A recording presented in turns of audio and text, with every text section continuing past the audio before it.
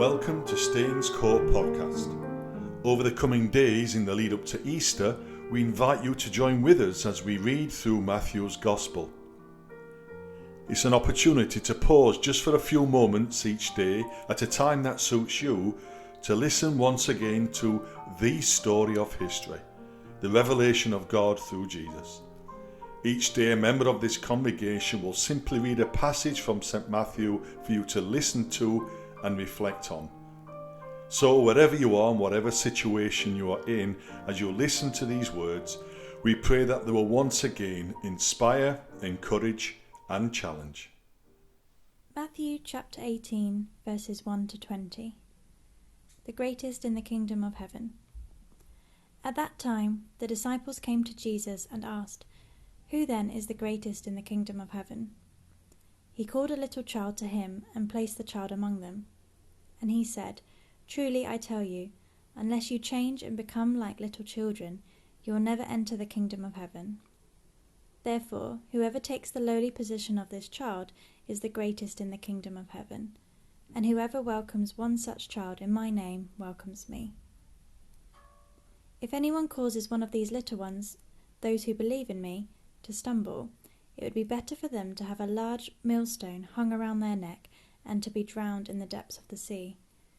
Woe to the world because of the things that cause people to stumble. Such things must come, but woe to the person through whom they come. If your hand or your foot causes you to stumble, cut it off and throw it away. It is better for you to enter life maimed or crippled than to have 2 hands or 2 feet and be thrown into eternal fire. And if your eye causes you to stumble, gouge it out and throw it away. It is better for you to enter life with 1 eye than to have 2 eyes and be thrown into the fire of hell.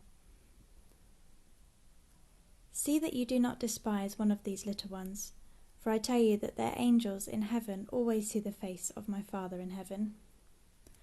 What do you think? If a man owns 100 sheep and one of them wanders away, will he not leave the 99 on the hills and go to look for the one that wandered off? And if he finds it, truly I tell you, he is happier about that 1 sheep than about the 99 that did not wander off. In the same way, your Father in heaven is not willing that any of these little ones should perish. If your brother or sister sins, go and point out their fault, just between the 2 of you. If they listen to you, you have won them over. But if they will not listen, take 1 or 2 others along, so that every matter may be established by the testimony of 2 or 3 witnesses.